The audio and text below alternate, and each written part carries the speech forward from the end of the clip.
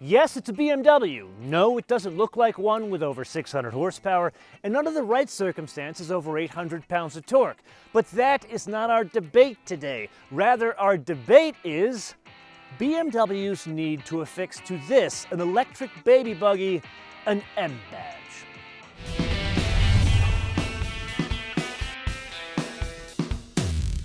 So to understand today's debate, we have to understand what this is. Answer, it's a BMW iX. But how is it different than the BMW iX we've already driven?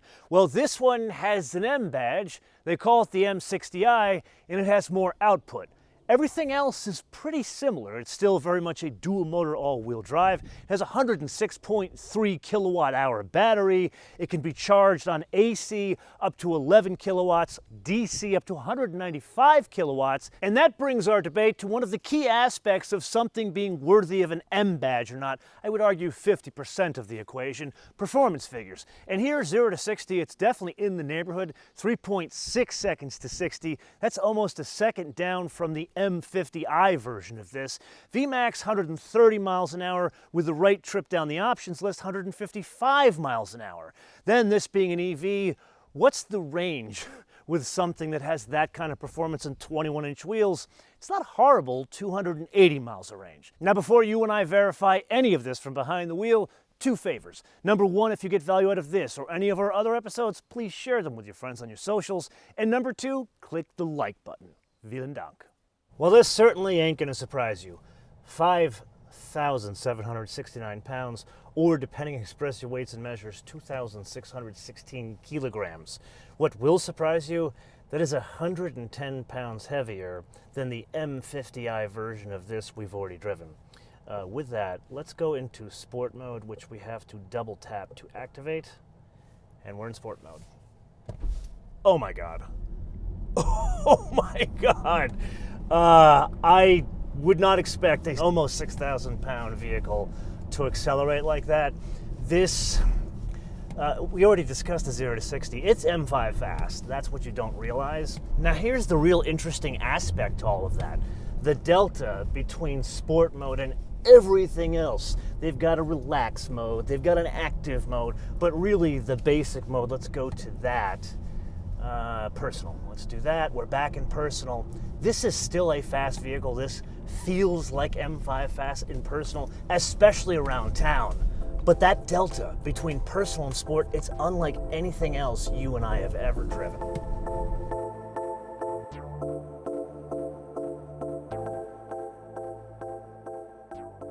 When you tell someone this is about the size of an X5, but 100% battery electric, no one would be shocked to hear that this thing weighs almost 6,000 pounds, but I am, and I will demonstrate why. The construction, remember the BMW i8 and the i3, the carbon core that made up the structure of those vehicles that made its way to the 7 Series that you see here throughout the door jambs? That is the same case here, and they go a step further, it's the body panels as well. It's not carbon fiber reinforced polymer panels on every bit of the car like an i8. Some of the panels are carbon, some of the panels are not, some of the panels, old school metal. However, from that vantage point, tell me this doesn't look like a late 90s Lancia. Okay, so for this part of our discussion, we must go into the sport mode. There we go, activate, and here we go. Driving dynamics. This is a very interesting part of this discussion. I've already told you that this car has an M badge on it. And it's in the driving dynamics where we get confused as to the naming as opposed to what the reality of the driving experience is. There's no way to get around the fact that this is a very heavy vehicle. I feel all 5,769 pounds, but it's not horrible. It's controlled by the double wishbones in the front and the multi-link in the back. What's missing here is an effective active roll stabilization system. What this needs is the active roll stabilization from a Mercedes GLS. That is a heavy, long vehicle that could probably get around these corners faster than this shorter vehicle. What you feel here, man oh man, the weight in the ass end. there is very clearly a reason why there is so much extra power in the ass end of this car. So basically the rear motor has way more output than the front motor because it's bigger, and you feel the extra weight of it.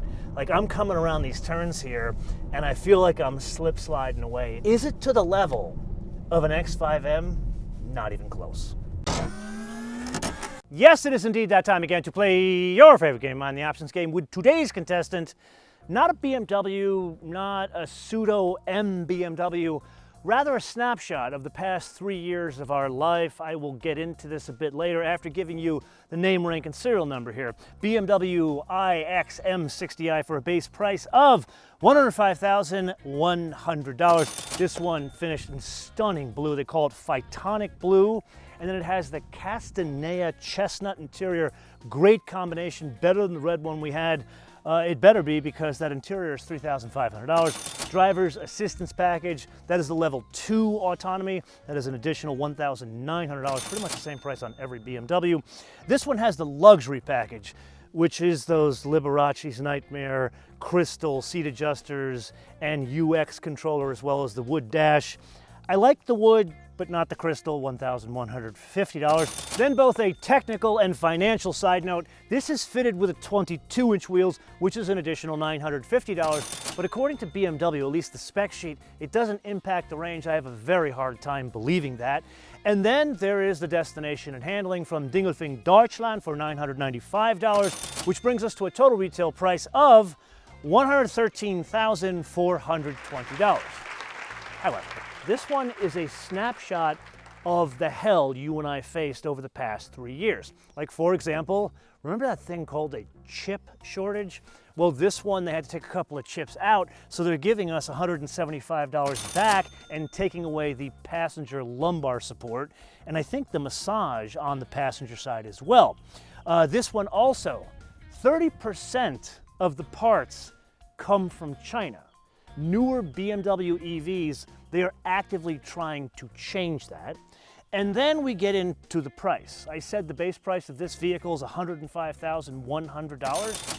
Turns out that is not the case. This car has only been in the fleet a couple of months, and the price has now gone up. The base price of the iX M60i to $111,500. Now that, of course, brings us to the obvious question. Remember that iX M50i we drove about a year ago, basically the less powerful version of this?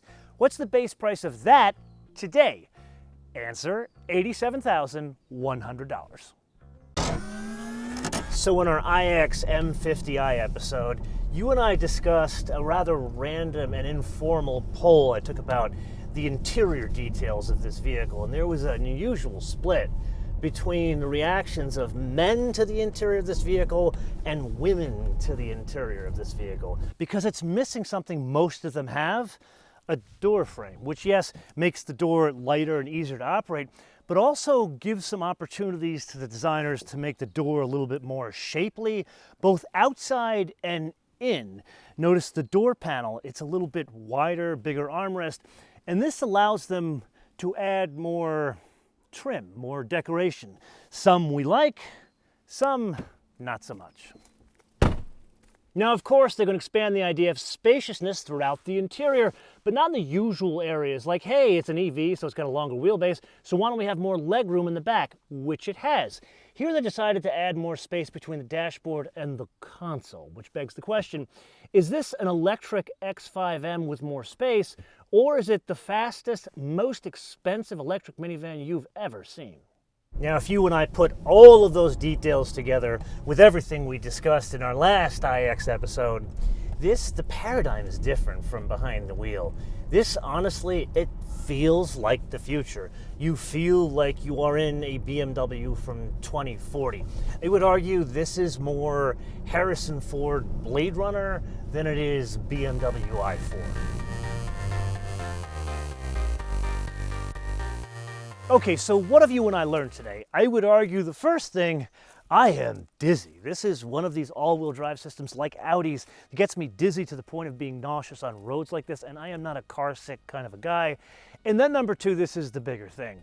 Is it worthy of the M badge? And to answer that question, we need to talk about the AMG EQE SUV that we just recently drove.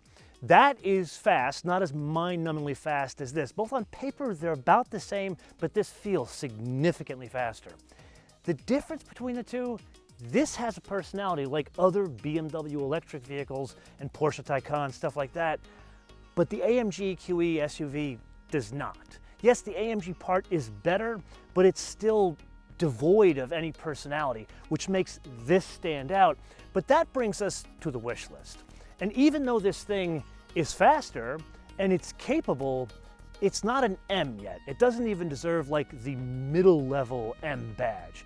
And this is where we go to a discussion I had with the chief engineer of the Cadillac V and the coming Cadillac Celestiq, Tony Roma. Great guy knows how to drive, and he made a very bold statement. We're not going to do any electric versions of a V until we understand what that means, until we define it. If you read between the lines of that interview, until we get the weight out of the vehicle and change the technology so we can have comparable driving dynamics to existing ICE performance cars.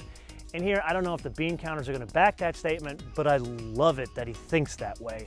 And I would argue BMW, M GmbH, AMG, F Sport, whoever does these kind of vehicles, they need to borrow a page out of Tony Roma's book, because that's really what I'm asking for here in the wish list. I have no problem with very fast electric crossovers, SUVs and sedans, but don't call them AMGs, M's and F Sports just yet. But I am just one man, and this is the point of the episode that I turn around to you guys to opine in the comments below or via our social media, MotoMan TV all in word, MotoMan TV all in word, Facebook, Twitter, and Instagram. And with that, if you enjoyed having a discussion about this, a fast electric SUV, I would love for you to watch my episode with Derek Jenkins, who runs all of design for Lucid, and he gives us a lot of behind-the-scenes information about the upcoming Gravity SUV, which something tells me will be a lot faster than this. You can check out that episode here. Until I see you in the next episode, bis später.